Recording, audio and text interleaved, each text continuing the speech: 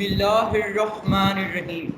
آج 23 اگست 2021 سوموار کا دن ہے اور میں محمد شایان بشیر جماعت نہم Askaria school and college boys wing Saddar campus سے مخاطب ہوں۔ آپ سب کو آج کی اسمبلی میں خوش آمدید کہتا ہوں۔ اسمبلی کا باقاعدہ آغاز سر محمد دانش صاحب کے نماز کے سبق سے کریں گے۔ السلام علیکم ورحمۃ اللہ وبرکاتہ۔ میرے ساتھ نماز کا سبق دہرائیے۔ رب اجعلنی، یا رب مجھے بنا دیجئے، مقیم الصلاۃ، نماز قائم کرنے والا، ومن ذریتی، اور میری اولاد میں سے نماز قائم کرنے والے، ربنا وتقبل دعاء، اے ہمارے رب اور تو میری دعا قبول فرما لے۔ ربنا اغفر لی، اے ہمارے رب مجھے بخش دے،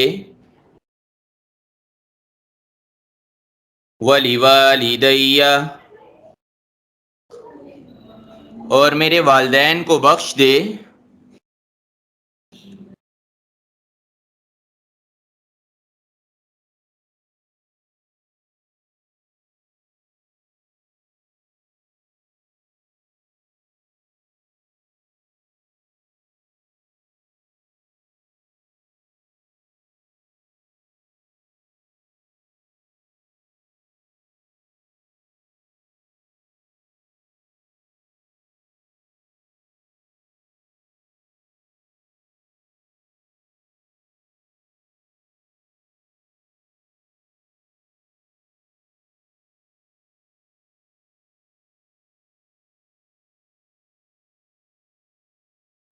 وَلِلْمُؤْمِنِينَ، اور سب مومنوں کو بھی بخش دے، یوم یقوم الحساب، جس دن حساب قائم ہوگا۔ ربنا، اے ہمارے رب، آتینا، ہمیں عطا فرما، فی الدنیا حسنہ، دنیا کی زندگی میں بھلائی، وفی الآخرۃ حسنہ، اور آخرت کی زندگی میں بھلائی، وقنا عذاب النار، اور ہمیں بچا آپ کے عذاب سے۔ جزاکم اللہ خیر۔ جزاک اللہ۔ اب میں سر محمد ادریس صاحب سے درخواست گزار ہوں کہ وہ قرآن پاک کی تفسیر اور ترجمہ کے لیے تشریف لائیں۔ السلام علیکم ورحمۃ اللہ وبرکاتہ۔ اعوذ باللہ من الشیطان الرجیم، بسم اللہ الرحمن الرحیم۔ وَإِذِ اسْتَسْقَىٰ مُوسَىٰ لِقَوْمِهِ فَقُلْنَا اضْرِب بِّعَصَاكَ الْحَجَرَ فَانْفَجَرَتْ مِنْهُ اثْنَتَا عَشْرَةَ عَيْنًا قَدْ عَلِمَ كُلُّ أُنَاسٍ مَّشْرَبَهُمْ كُلُوا وَاشْرَبُوا مِن رِّزْقِ اللَّهِ وَلَا تَعْثَوْا فِي الْأَرْضِ مُفْسِدِينَ۔ سورہ بقرہ کی آیت نمبر 60 ہے۔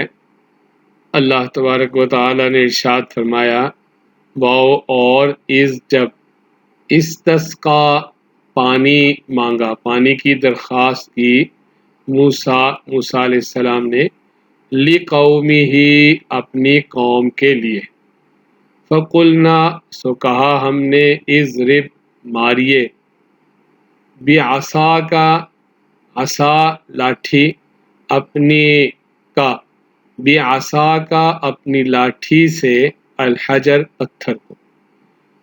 اور اس وقت کو یاد کرو جب موسیٰ علیہ السلام نے اپنی قوم کے لیے پانی مانگا تو ہم نے ان سے کہا کہ اپنی لاٹھی کو پتھر پہ ماریے. فانفجرت سو پھوٹ پڑے نکل پڑے منہ اس سے اثنتا عشرت عینن 12 عینن چشمے. قد علم کل اناس مشربہم تحقیق جان لیا ہر انسان نے مشربہم اپنا مشرب اپنے پینے کی جگہ گھاٹ. کلو ہم نے کہا کھاؤ وشربو اور پیو من رزق اللہ اللہ کے رزق میں سے. ولا تعثوا اور نہ پھرو فی الارض زمین میں مفسدین فساد مچاتے. گزشتہ آیات میں ہم یہ پڑھ چکے کہ موسیٰ علیہ السلام کی قوم کو جب اللہ نے نجات دی فرعون سے اور اس کے بعد کچھ احکامات ایسے آئے جن کی نافرمانی کی سزا میں انہیں ایک کھلے میدان میں بند کر دیا گیا صحرائے سینا میں جسے وادی تیہ کہتے ہیں. اور وہاں بھی اللہ تعالیٰ نے مہربانی کی کہ ان کے کھانے پینے کی ضرورت کو اور دوسری ضروریات کو بھی اللہ تعالیٰ نے وہاں پورا فرمایا. اس دوران انہیں پانی کی ضرورت پیش آئی تو انہوں نے موسیٰ علیہ السلام سے درخواست کی. تو موسیٰ علیہ السلام نے اللہ تبارک و تعالیٰ سے دعا کی پانی مانگا کہ میری قوم کے لیے پانی عنایت فرمایا جائے. تو اس موقع پہ جو کچھ پیش آیا اللہ تعالیٰ نے اس کی طرف توجہ دلائی ہے کہ اس نعمت کو یاد کرو کہ وہاں کچھ بھی نہیں تھا اور موسیٰ علیہ السلام نے پانی جب مانگا تو ہم نے موسیٰ علیہ السلام سے یہ کہا کہ آپ اپنی لاٹھی پتھر پہ ماریں. اور انہوں نے جب لاٹھی ماری تو اس کے نتیجے میں وہاں سے ہم نے 12 چشمے نکال دیے. ہمارے دور کے بعض لوگوں کو جنہیں معجزات سے شاید چڑ ہوتی ہے اور وہ اتنی بات شاید بھول جاتے ہیں کہ معجزہ ہو یا کرامت ہو. معجزے کا لفظ نبی علیہ السلام کے لیے بولا جاتا ہے اور کرامت کا لفظ بولا جاتا ہے اللہ کے نیک صالح دین پر عمل کرنے والے بندوں کے لیے، یعنی ان حضرات کے ہاتھ سے کوئی ایسا کام ہو جانا جو عام روٹین سے ہٹ کے ہو. وہ نبی علیہ السلام کے ہاتھ سے ہو تو معجزہ کہتے ہیں اور وہ اللہ کے نیک صالح انسان کے ہاتھ سے ہو جائے تو اسے کرامت کہتے ہیں. لیکن ان دونوں کے کرنے والی ذات اصل میں اللہ کی ہوتی ہے، یعنی پیچھے اللہ کا حکم اور اللہ ہی کا فیصلہ کار فرما ہوتا ہے. ظاہر میں اس انسان کے ذریعے سے وہ عمل سامنے آ رہا ہوتا ہے. تو جب نظر اس سے ہٹ جاتی ہے تو پھر معجزات اور کرامت کے ماننے میں انسان پریشان ہوتا ہے. اور جب نظر اس بات پہ رہے کہ کرنے والی ذات اللہ کی ہے تو پھر کوئی اشکال پیدا نہیں ہوتا. وہ جیسے چاہے کر دے. وہ چاہے تو بغیر ماں باپ کے پیدا کر دے آدم علیہ السلام کو، اور وہ چاہے تو عام ترتیب دنیا میں رکھ دی ہے، ماں باپ کے ذریعے انسان پیدا ہوتے ہیں، لیکن فیصلہ دونوں جگہ اللہ ہی کا ہوتا ہے. انہیں بھی اللہ نے پیدا کیا تھا آدم علیہ السلام کو، اور اب انسان جتنے پیدا ہوتے ہیں ان سب کو بھی اللہ ہی پیدا کرتا ہے. لیکن اللہ تعالیٰ نے ایک ترتیب رکھ دی ہے دنیا میں. اسی لیے جب عیسیٰ علیہ السلام کی پیدائش پہ لوگوں کو اشکال پیدا ہوا تو اللہ نے وہاں یہی فرمایا ان مثل عیسیٰ عند اللہ کمثل آدم، کہ تمہیں آج یہاں اشکال پیدا ہو رہا ہے کہ ماں سے خالی ایک بچے کی پیدائش ہو گئی ہے تو اس کو کیوں بھول گئے ہو کہ آدم علیہ السلام کو بھی تو اللہ نے پیدا کیا تھا جہاں کوئی ماں باپ نہیں تھے.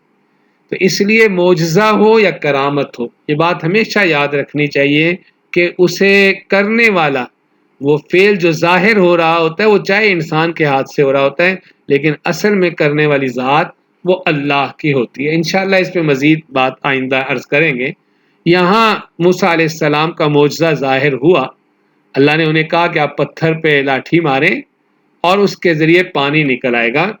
لوگوں کو اس پہ اشکال ہو گیا اور یہ بھول گئے کہ جناب رسول اللہ صلی اللہ علیہ وسلم ایک سفر میں تھے اور صحابہ کہتے ہیں پانی ختم ہو گیا, بہت مشکل پیش آ گئی. تو حضور صلی اللہ علیہ وسلم سے عرض کیا گیا تو آپ نے پانی منگوایا, جتنا قافلے میں تھا وہ تھوڑا سا پانی اکٹھا ہوا تو آپ نے اپنا دست اقدس اس میں رکھ دیا, اور محسوس کرنے والے دیکھنے والوں نے دیکھا کہ وہ کہتے ہیں ایسے لگتا تھا جیسے آپ کی انگلیوں کے نیچے سے چشمے پھوٹ رہے ہیں. اور سب لوگوں نے پانی لیا, اپنی ضروریات پوری کی, اور اس کے بعد آپ نے وہاں سے اپنا دست اقدس اٹھا لیا, پانی ختم ہو گیا, رک گیا بس.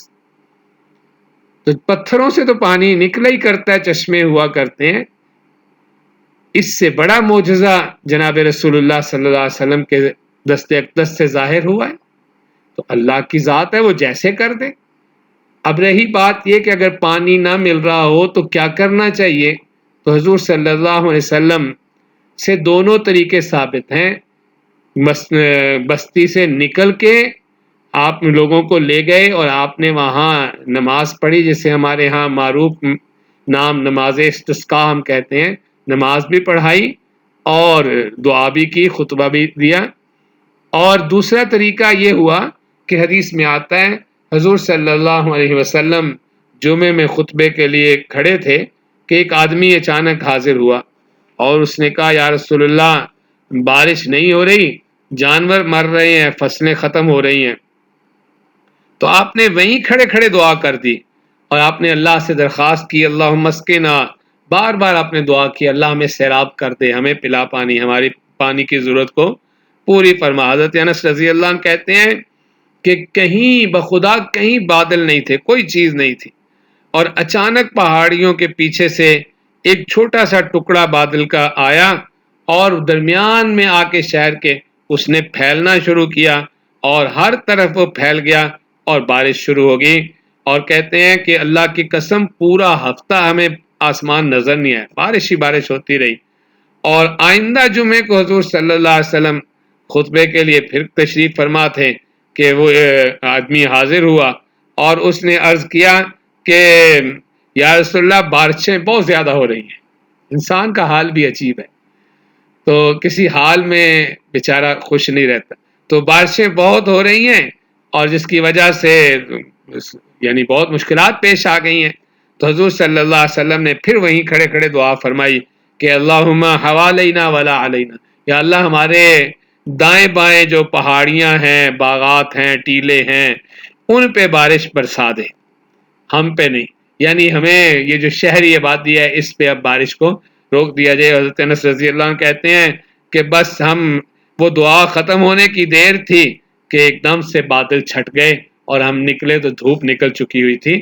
تو رسول اللہ صلی اللہ علیہ وسلم سے دونوں طریقے ثابت ہیں, لیکن ایک چیز کا خیال کرنا چاہیے کہ اگر کوئی ایسی مشکل پیش آ جائے تو سب سے پہلے اپنے گناہوں کی طرف توجہ بھی دینی چاہیے.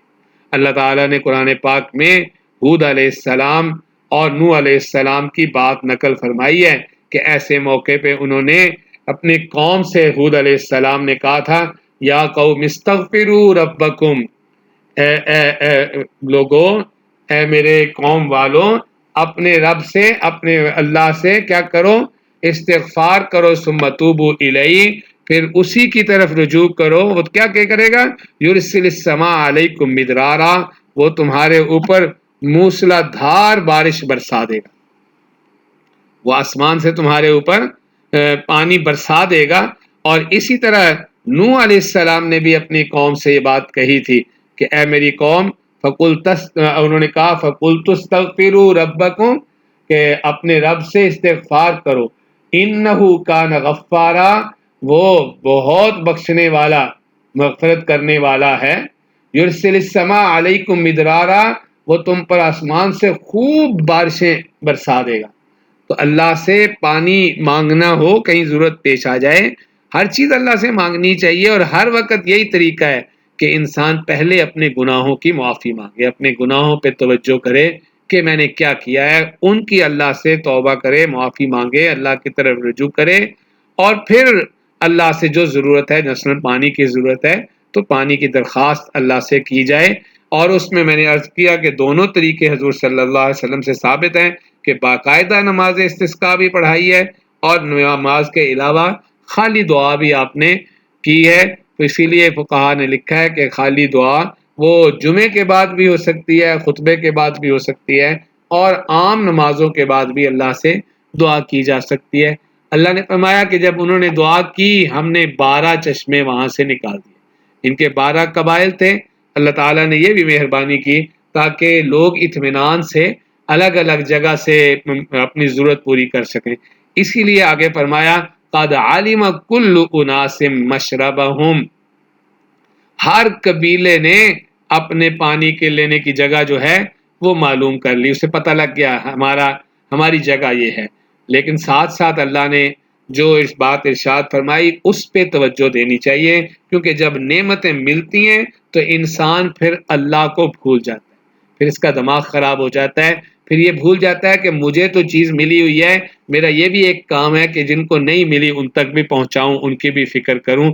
اس لیے فرمایا کلو، کھاؤ، وہ جو من و سلوہ پیچھے ذکر ہو چکا، کھاؤ وشربو اور پیو من رزق اللہ، اللہ کے دیے ہوئے رزق میں سے. لیکن ساتھ ساتھ کیا ہے ولا تعثوا فی الارض مفسدین، زمین میں فساد مچاتے نہ پھرو. یعنی یہ کھانے پینے کا جب تمہیں ضرورت تمہاری پوری ہو جائے تو تمہارا دماغ نہیں خراب ہو جانا چاہیے کہ تم اللہ کو بھول جاؤ اور لوگوں کے ساتھ زیادتیاں اور ظلم کرنے لگو. فساد صرف ظلم ہی نہیں ہوا کرتا، ظلم کو تو پھر بھی کم از کم لوگ فساد سمجھتے ہیں، بڑا فساد اللہ کے احکامات کی نافرمانی ہوتی ہے. تو انسان جب اللہ کی نعمتیں حاصل کر رہا ہو اور اللہ تعالیٰ کی مہربانیاں ہو رہی ہوں تو انسان کو اپنے اعمال پہ بہت خاص توجہ دینی چاہیے کہ کہیں ایسا تو نہیں ہو رہا کہ میں نعمتوں کی وجہ سے جو مجھے سکون مل رہا ہے اس سکون کا میں غلط استعمال کر رہا ہوں اور اللہ کی نافرمانیوں میں مبتلا ہو رہا ہوں. اس سے اپنے آپ کو بچانا چاہیے. اللہ نے جتنی بھی نعمتیں دی ہیں ان کو خوب استعمال کرے، لیکن ساتھ ساتھ اس کا بندہ بن کے، اس کا شکر گزار بندہ بن کے زندگی گزارے. اللہ تعالی ہم سب کو سمجھنے کی، عمل کی توفیق عنایت فرمائے. السلام علیکم ورحمۃ اللہ وبرکاتہ. جزاک اللہ. اب میں آج کے پیغام کے لیے دعوت دیتا ہوں جماعت نہم بی کے سمیر منیر کو. شکریہ شایان. محترم سامعین، انسان کی اجتماعی زندگی میں جب ایک مسئلہ پیدا ہوتا ہے تو ایسی ہوتی ہے جیسے کانٹوں کے ڈھیر میں آدمی کے دامن کا الجھ جانا. ایسی حالت میں اگر آدمی بے سوچے سمجھے کھینچا تانی شروع کر دے تو دامن اور زیادہ الجھ جائے گا، اور پھر اگر اس سے دامن نکلے گا بھی تو پھٹ کر نکلے گا. ایسی حالت میں ہمیشہ ضرورت ہوتی ہے کہ برداشت سے کام لیا جائے، صورتحال کا پورا اندازہ کر کے نہایت ہوشیاری کے ساتھ اپنے آپ کو منوانے کی کوشش کی جائے. مگر جو شخص دور کھڑا ہوا ہو، جس کو صورتحال کی نزاکت کا پورا اندازہ نہ ہو، وہ بے تکان بولے گا اور برجستہ دلیل پیش کرتا چلا جائے گا. اجتماعی زندگی میں یہ ممکن نہیں ہوتا کہ آدمی یک طرفہ کارروائی کرنے لگے.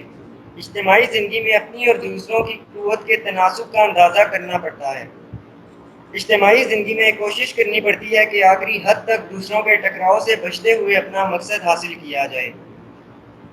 اجتماعی زندگی میں دیکھنا پڑتا ہے کہ فوری طور پر کیا چیز قابل حصول ہے اور وہ کون سی چیزیں ہیں جن کے لیے ہمیں انتظار کی پالیسی اختیار کرنا چاہیے. جس شخص کو اجتماعی زندگی کی نزاکتوں کا احساس ہو وہ یقینی طور پر اجتماعی زندگی کے معاملے میں بے حد حساس ہو جائے گا. وہ تجویز پیش کرنے سے پہلے اس کے بارے میں 1000 بار سوچے گا. اس کے برعکس جس شخص کو مذکورہ بالا نزاکتوں کا احساس نہ ہو وہ بے تکان تجویزیں پیش کرے گا. اس کی بے حسی اس کے دل و دماغ کو تجویزوں کا کارخانہ بنا دے گی. اس لیے ضرورت اس امر کی ہے کہ ہم تحمل و برداشت سے کام لے کر مسائل کے حل تلاش کریں اور قوم کو ترقی کی راہ پر گامزن کریں. شکریہ. شکریہ سمیر. منفیت ایک ہے اس قوم کی، نقصان بھی ایک ہی سب کا نبی، دین بھی ایمان بھی ایک، حرم پاک بھی اللہ بھی، قرآن بھی ایک، کچھ بڑی بات تھی ہوتے جو مسلمان بھی ایک. محترم سامعین، ہمیں اجتماعیت کی روح کو زندہ رکھنا ہے، قومی مفاد کو ترجیح دینی ہے، مسائل کے پیچ و خم میں الجھ کر قومیت کو نقصان نہیں پہنچانا. آئے تجدید عہد کرے کہ اتفاق و اتحاد کو اپنا شعار بنائیں گے. شکریہ.